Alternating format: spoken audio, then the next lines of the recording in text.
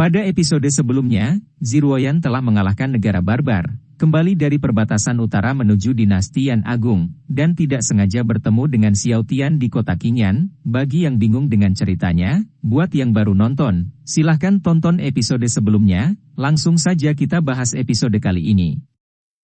Ziruoyan dan yang lainnya sedang berjalan untuk pulang menuju kekaisaran dinasti Yan Agung. Ziruoyan penasaran mengapa warga kota Qingyan begitu mengagumi Xiao Tian. Xiao Tian menjawabnya, "Aku hanya membantu mereka membangun jalan, dan atas pekerjaan mereka aku membayarnya." Ziruoyan menanyakan kembali, "Dari mana kamu mendapatkan uangnya? Padahal jika aku mengingatnya, pengeluaranmu akhir-akhir ini tidak banyak." Xiao Tian menjelaskan kembali kepada Ziruoyan, "Yang mulia, jangan lupa aku adalah suamimu, pangeran istimewa dari dinasti Yan Agung. Selama beberapa hari ini, menerima banyak hadiah. Namun pada kenyataannya itu hanyalah alasan Xiao Tian, karena sebenarnya dia hanya merampas kekayaan gedung awan darah." Ziruoyan masih penasaran, dan kembali menimpali perkataan Xiao Tian, "Tampaknya ada cukup banyak orang kaya di dinasti Yan Agung kita. Namun menurutku, membangun jalan saja tidak akan membuat orang berterima kasih padamu sampai sejauh itu." Ibu Zhongling pun berpikiran sama dengan Ziruoyan. Dia berpikir, sebenarnya pangeran ini kan bodoh, bagaimana bisa dia begitu dicintai oleh orang-orang di kota Qingyan. Zhongling yang mendengarkan perbincangan mereka, memberitahukan bahwa penduduk kota Qingyan menyukai pangeran, karena pangeran telah membuat penduduk kota Qingyan hidup lebih baik sekarang. Ziruoyan dan ibunya melirik Zhongling karena perkataannya, sehingga membuat Zhongling sedikit gugup. Mereka berdua masih belum mengerti dengan perkataan Zhongling. Walaupun begitu, Zhongling menjelaskan kepada mereka, dia menunjuk sebuah anggur yang dibawa oleh Liu Yan di tangannya. Sambil tersenyum Zhongling menerangkan, anggur kota Qingyan memang enak, tetapi selama ini anggur Qingyan hanya sedikit beredar di kota kekaisaran, itu semua hanya membantu sedikit perekonomian kota Qingyan, jauh dari kata baik. Kemudian pangeran memberikan solusi dengan membuat kemasan bermerek, agar lebih jelas. Saudari Liu, tolong tunjukkan anggurnya kepada mereka. Liu Yan menunjukkan kemasan anggur Qingyan kepada mereka, dengan senyuman manisnya, layaknya sebuah iklan di YouTube. Dia menjelaskan, air gunung Qingyan, air yang baik untuk membuat anggur yang baik, kualitasnya sangat hebat, kota anggur seabad, anggur Qingyan, anggur Yan Agung. Permaisuri meminumnya, mereka semua berkata yes. Zhongling kembali menambahkan, anggur ini telah dipromosikan dengan nama yang mulia, dan ditambah dengan jaminan dari ayah, Kementerian Dalam Negeri. Anggur Qingyan telah berganti nama menjadi anggur permaisuri Qingyan, dan sekarang telah menjadi minuman paling mewah di kota kekaisaran. Saat ini sebotol anggur Qingyan sangat sulit dibeli, karena selalu habis terjual.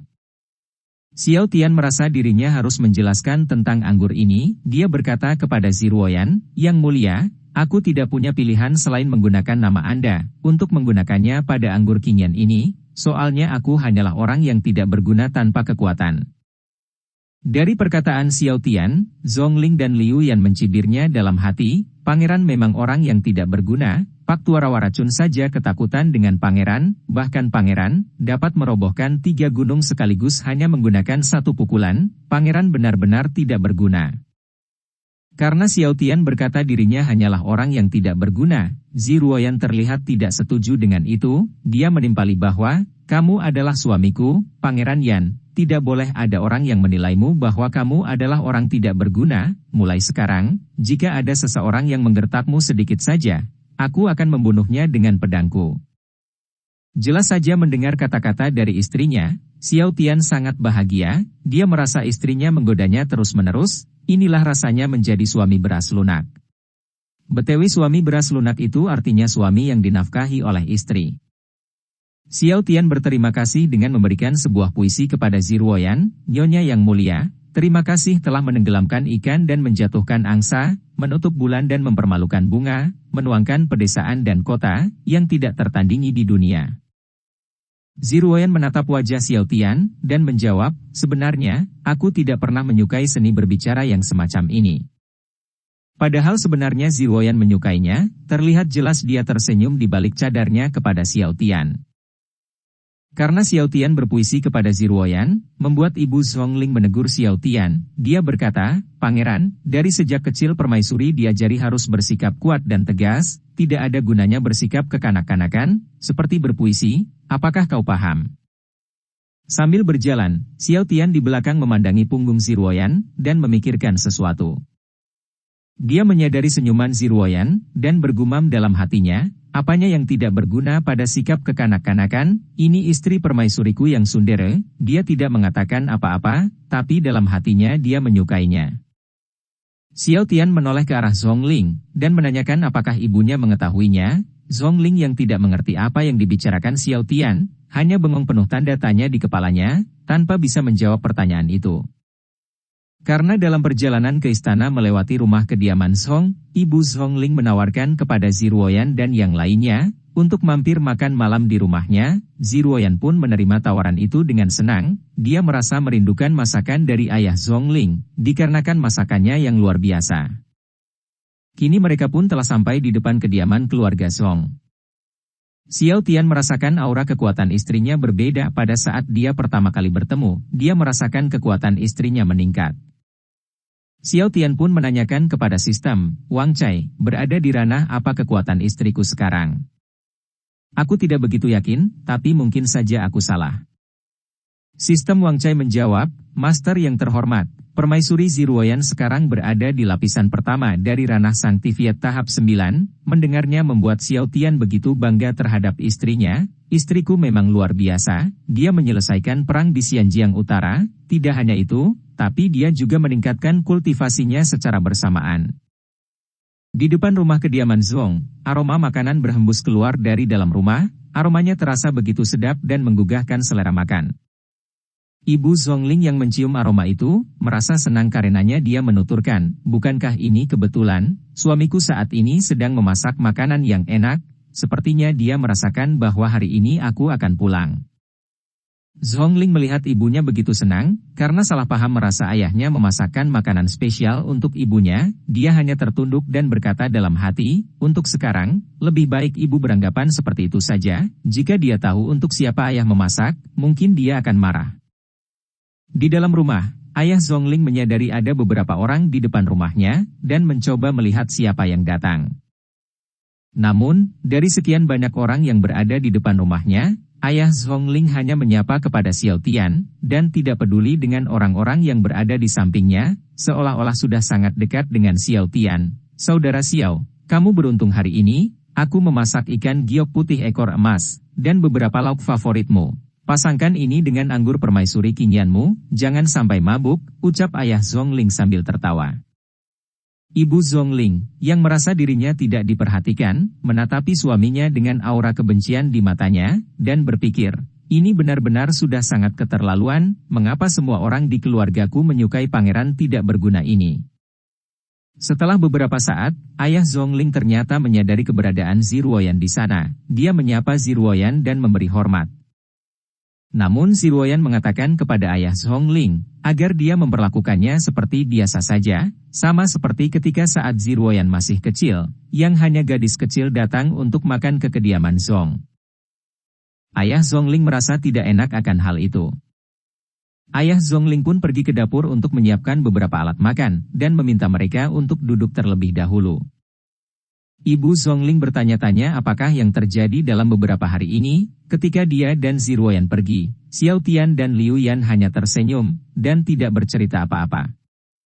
Xiao Tian mulai menyadari akan sesuatu, bagaimana bisa aku lupa? Aku takut Menteri Zhong bercerita kepada istriku, bahwa aku menasihatinya tentang pengungsi dari selatan, bagaimana jika setelah istriku mengetahuinya, dia memintaku untuk mengurus beberapa urusan pemerintahan.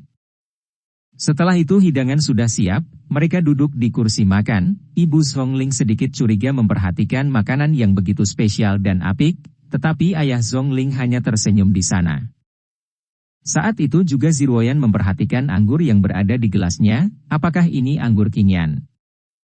Ayah Zhongling menjawabnya, yang mulia itu memang benar anggur kinyan, silahkan untuk dicoba, pasti yang mulia menyukainya. Setelah mencoba anggur kinyan tersebut, Ziruoyan memujinya, aku pernah minum anggur ini sebelumnya, tapi yang ini terasa lebih enak, 1000 emas sulit ditemukan, ternyata bukan hanya karena namanya, tapi juga karena kualitasnya sendiri. Ayah Zhongling meneruskan kembali, yang mulia benar, Tuan Pangeran tidak hanya berinvestasi di kota Qingyan, tapi dia juga membangun kilang anggur untuk membuka lapangan pekerjaan, meningkatkan keterampilan pembuatan anggur, dan juga memberi tampilan baru pada kota Qingyan. Tidak hanya itu, Pangeran juga berinisiatif membayar pajak, untuk memberi contoh bagi para pedagang kekaisaran.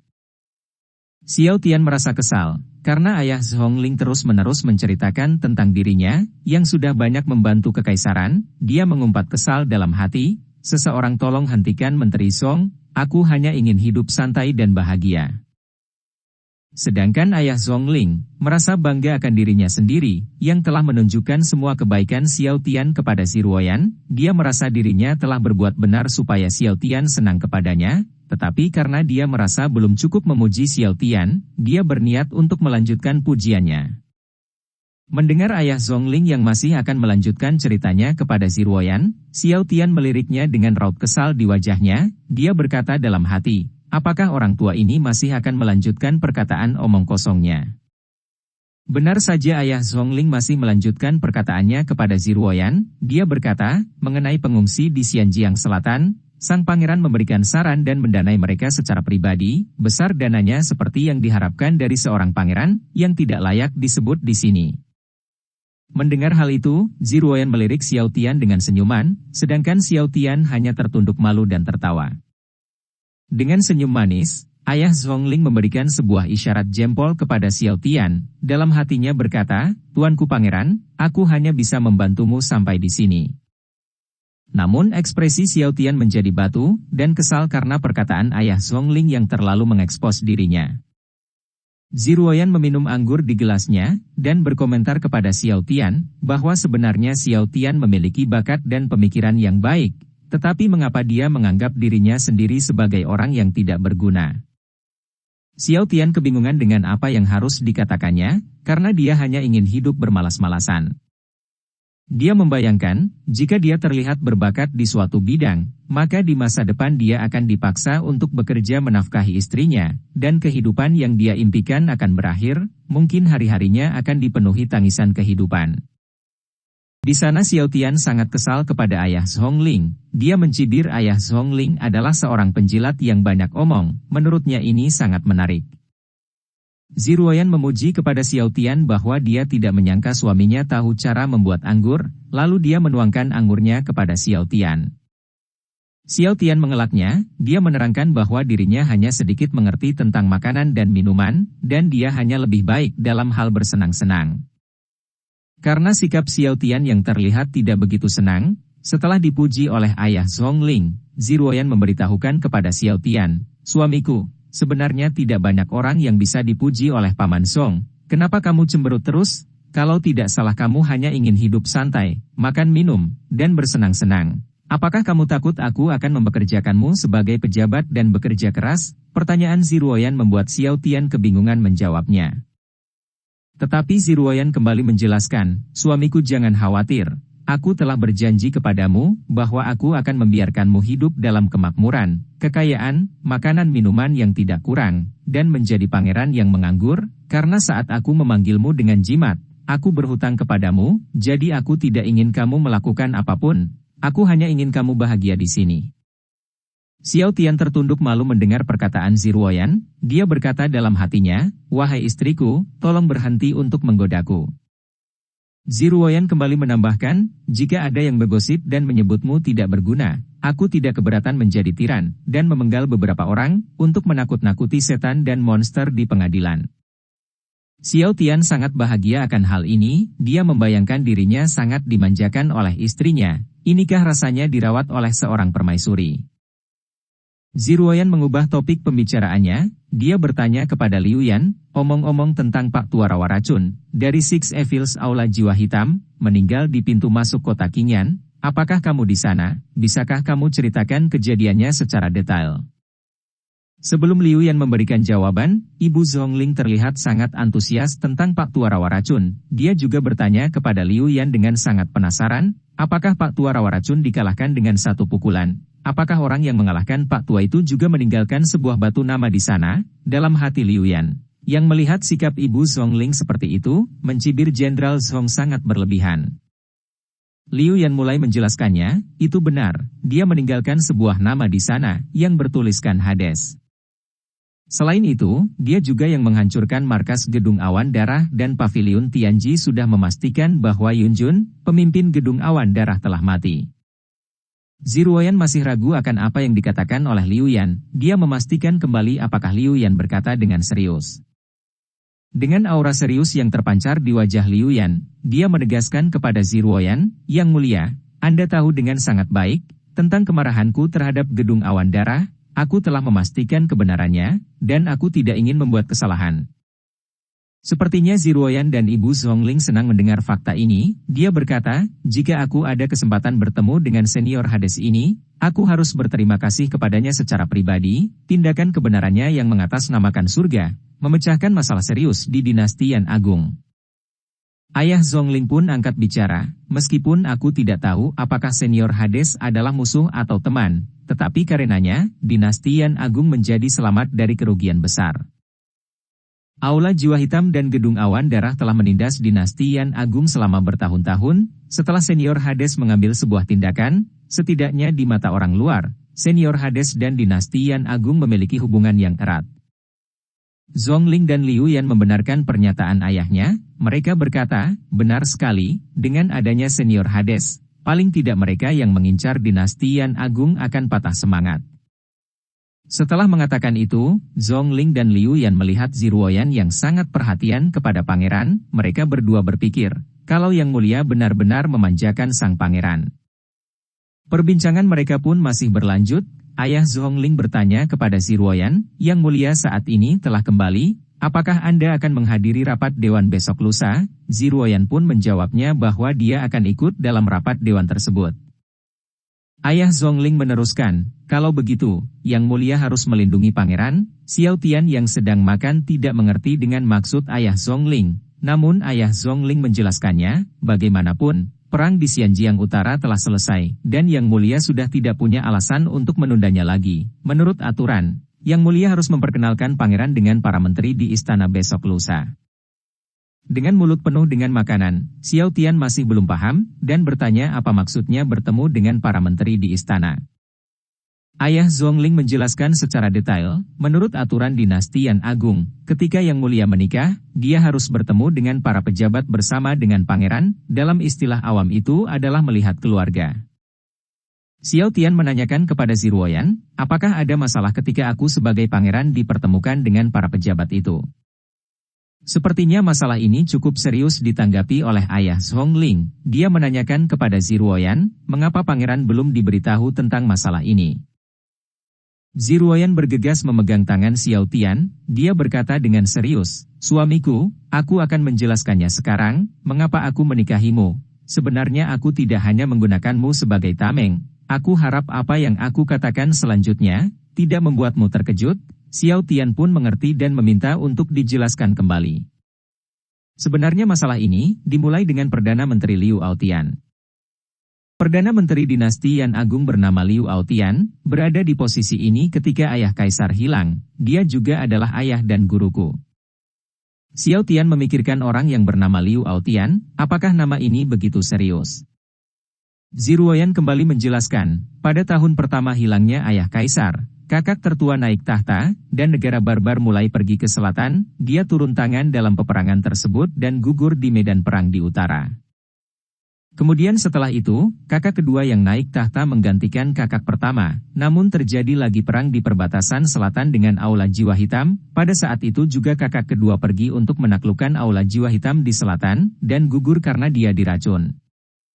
Dengan bantuan Liu Aotian aku berhasil naik tahta, dan menyatakan diri sebagai kaisar. Pada saat itu, aku masih berusia 16 tahun, Liu Aotian berjanji akan mengembalikan pemerintahan kepadaku pada saat aku berusia 18 tahun. Tapi diam-diam Liu Aotian membentuk kelompok untuk kepentingan pribadi, dan tiba-tiba dia berkuasa, jika bukan karena skema rahasiaku dan kultivasiku yang cukup bagus, setelah 2 tahun, memulai dari awal dipromosikan ke ranah awakening tingkat ke-7, aku sangat khawatir mendapatkan kembali kekuatan kekaisaran. Pada ulang tahunku ke-18, Liu Aotian mendatangiku. Dia mengatakan bahwa sekarang telah mencapai titik di mana para menteri membuat kesepakatan untuk menikahkanku dengan Gou Zi dan menanyakanku tentang agenda pernikahan dengan Gou Zi agar aku mempertimbangkan anak-anakku di masa depan. Namun pada saat itu aku memintanya agar tidak terburu-buru. Selama itu aku terus menunda-nunda, sampai aku tidak sengaja mempelajari jimat pemanggil di perbendaharaan. Itulah yang membuatmu terpanggil ke dinasti Yan Agung, dan menjadi suami kekaisaranku. Aku yakin Liu Aotian akan mempersulitmu nanti. Setelah mengerti dengan penjelasan Ziruoyan, Xiao Tian kemudian merenungkannya. Tidak heran dia pertama kali menjelaskan bahwa dia tidak menggunakanku sebagai tameng. Dalam sudut pandang ini memang tidak. Kalau memang aku sebagai tameng, sudah lama aku tersingkir. Ziruoyan memperhatikan Xiao Tian yang sedang berpikir, mengira Xiao Tian ketakutan. Kemudian Xiao Tian berkata, meskipun aku sedikit cemburu kepada Liu Aotian, aku tetap harus mematuhi aturan, dan jika aku tidak patuh, aku pasti akan menjadi penghalang buatmu. Ziruoyan menimpalinya, aku tidak bisa melindungimu jika aku sendirian. Ini berbicara tentang menjaga dinasti Yan Agung, peninggalan dari ayah dan kedua saudaraku. Mendengar hal sepenting itu, Xiao Tian dengan percaya diri, menyatakan dirinya akan hadir pada rapat Dewan lusa nanti, dan memastikan suatu hal kepada Ziruoyan. Ngomong-ngomong, ketika aku di sana, walaupun Yang Mulia melindungiku, apakah Liu Aotian masih tetap ingin membunuhku? Zhongling dan Liu Yan pun mencibirnya, Liu Aotian membunuh pangeran, bukankah akan menjadi sebaliknya jika pangeran marah? Namun Ziruoyan berpendapat, untuk Xiao Tian tidak usah repot datang ke rapat dewan, karena sudah dipastikan Liu Aotian akan memanfaatkan kesempatan itu, dan juga aku sedikit khawatir, meskipun Liu Aotian adalah Perdana Menteri, dia sangat aneh sehingga sulit bagiku melihat ranahnya saat ini. Dan aku tidak ingin melawannya kecuali benar-benar diperlukan. Berbeda dengan pendapat Ziruoyan, ayah Zhongling mempercayai kepada Xiao Tian, meskipun Xiao Tian terlihat seperti orang yang hanya mencari kesenangan, tapi menurutnya Xiao Tian adalah orang yang cerdas, mungkin saja dia dapat menghindari ancaman dari Liu Aotian. Karena disebut orang yang hanya mencari kesenangan, Xiao Tian melirik wajah ayah Zhongling dengan cemberut, dia berpikir apakah ayah Zhongling benar-benar memujinya. Saat itu juga Zhongling dan Liu Yan memberitahukan kepada Ziruoyan, untuk jangan terlalu khawatir, bahwa pangeran pasti dapat mengatasinya, dan karena pangeran telah memutuskan untuk hadir, maka sebaiknya Yang Mulia mendukungnya. Menanggapi perkataan Zhongling dan Liu Yan, Ziruoyan berkata, kalian berdua memiliki kepercayaan yang kuat kepada pangeran. Zhongling beralasan, itu semua karena apa yang dikatakan oleh ayah masuk akal, pangeran tidak mudah untuk dihadapi, padahal dalam hati Zhongling mengatakan, pangeran sangat sulit dihadapi oleh siapapun. Ibunya pun mencoba memberikan saran kepada Ziruoyan, Yang Mulia, ini juga merupakan sebuah kesempatan untuk menghadapi Liu Aotian, karena ranah Anda telah menerobos, Anda bertambah kuat, jadi tidak perlu takut dengan Pak Tua itu.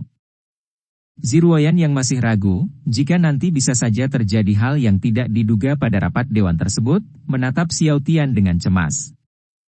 Namun Xiao Tian menatap kembali wajah Ziruoyan, dan mengatakan bahwa dirinya sangat mempercaya istrinya. Hal ini pun membuat Ziruoyan bertanya kembali kepada Xiao Tian, apakah dirinya tidak takut? Xiao Tian menjawabnya dengan tegas, bahwa istriku adalah permaisuri yang menaklukkan perbatasan utara dengan satu pedang, kecantikannya tiada tara, dan menaklukkan dunia, jadi apanya yang perlu ditakutkan? Atas perkataan Xiao Tian yang memujinya, Ziruoyan berdiri dan tersipu malu dibuatnya, wajahnya sangat merah, dia mencoba menyembunyikan wajahnya dan berbalik keluar ruangan. Ziruoyan berjalan keluar rumah, dia berkata, karena suamiku sudah mengambil keputusan, aku tidak akan menasihatimu lagi, memikirkan aku sudah keluar beberapa hari ini, pasti banyak dokumen yang harus segera aku urus ketika kembali ke istana. Malam pun tiba, dan Ziruoyan telah kembali ke istana, sedangkan Xiao Tian masih di perjalanan pulang menuju istana, dengan ditemani Zhongling dan Liu Yan sebagai penjaganya. Selama di perjalanan, Xiao Tian merasakan bahwa dirinya sedang diikuti oleh seseorang, dia memperhatikan sekelilingnya secara diam-diam. Sesuai dengan dugaannya, di belakang ada seorang mata-mata yang mengikutinya, menurutnya, sangat konyol dan lucu, mata-mata itu bahkan tidak tahu kalau sudah ketahuan, tapi apakah ini dikirim oleh Liu Aotian? aku memutuskan jika musuh tidak bergerak, aku juga tidak akan bergerak duluan. Setelah itu tiba-tiba Xiao Tian melepaskan gelang kontrak yang ada di pergelangan tangannya, sehingga membuat Zhongling dan Liu Yan terkejut, mengetahui bahwa gelang kontrak dapat dengan mudah dilepaskan. Menurut mereka, gelang kontrak adalah pengekang yang ditinggalkan oleh dunia yang kuat, untuk memanggil orang-orang dari dunia yang lemah. Itu adalah hukum dan aturan, dan menurut catatan, hanya keberadaan ranah Sen tingkat ke-10 yang dapat memotongnya. Dengan merasa ragu-ragu Zhongling bertanya langsung kepada Xiao Tian, "Tuan Pangeran, mengapa bisa gelang itu dipindahkan?" Xiao Tian menjawabnya, "Terkadang benda ini akan bengkok dengan sendirinya, itu membuatku sangat tidak nyaman, jadi aku hanya mengubah posisinya." Seolah tersambar petir, Zhongling sangat terkejut, dia mencibir pangeran dalam hati, "Yang aku tanyakan bukanlah mengapa pangeran ingin mengubah posisi gelang kontrak, tetapi mengapa pangeran mengatakan dengan enteng, tentang perilaku mengejutkan pangeran." Liu Yan mencoba menuturkan pertanyaan Zhongling kepada pangeran dengan hati-hati, "Tuan Pangeran, apa yang ingin diketahui oleh Mayor Jenderal adalah, bagaimana Anda berhasil melepas gelang budak dan mengubah posisinya?" Xiao Tian dengan santainya menunjukkan kembali, bagaimana dia cara melepas gelangnya, "Apa kalian tidak melihat apa yang aku lakukan?" Dia berulang kali menunjukkan langkah-langkahnya, "Menurutku ini sangat sederhana, di sini tinggal cabut, lalu sambungkan kembali." Zhongling dan Liu Yan seperti biasa hanya terdiam melihat perilaku Xiao Tian. Zhongling dan Liu Yan berpikir, percuma saja menanyakan perilaku pangeran, semua yang dilakukan pangeran hanya dianggap untuk bersenang-senang. Xiao Tian masih memantau mata-mata yang mengikutinya dari belakang. Akan tetapi mata-mata itu masih belum melakukan sesuatu, dia hanya memperhatikan Xiao Tian. Tidak lama mereka sudah sampai di depan kediaman pangeran. Saat itu tiba-tiba Zhongling berbisik kepada Xiao Tian, dia membisikkan pendapatnya dengan serius, "Tuan Pangeran, apakah Anda akan membunuh Liu Aotian secara langsung?" Xiao Tian memarahi Zhongling. Karena dirasa perkataannya sangat kejam, gadis kecil ini sangat biadab, "Aku tidak ada hubungannya dengan Liu Aotian, mengapa harus memukulinya sampai mati?" Namun Zhongling terus memaksakan keinginannya, "Tapi Liu Aotian pasti akan mempermalukan pangeran di rapat dewan, aku yakin ketika saatnya tiba, pangeran akan secara terpaksa membunuhnya pada acara itu, dan hal ini akan menyebabkan terungkapnya kekuatan pangeran di depan umum."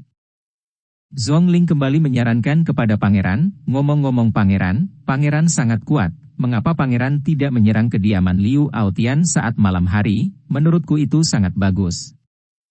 Mendengar hal kejam seperti itu keluar dari mulut bocil Zhongling, Xiao Tian memarahinya dan memukul kepala Zhongling, sehingga dia merasa kesakitan. Zhongling mengeluh kepada Xiao Tian, "Pangeran, jika kau terus melakukan ini, otakku akan hancur." Xiao Tian menjawabnya dengan kesal, "Aku pikir otakmu sudah sedari dulu hancur, baru saja dikatakan bahwa Liu Aotian akan mengincarku, dan jika aku membunuhnya sekarang, bagaimana nanti pendapat permaisuri tentang ini?"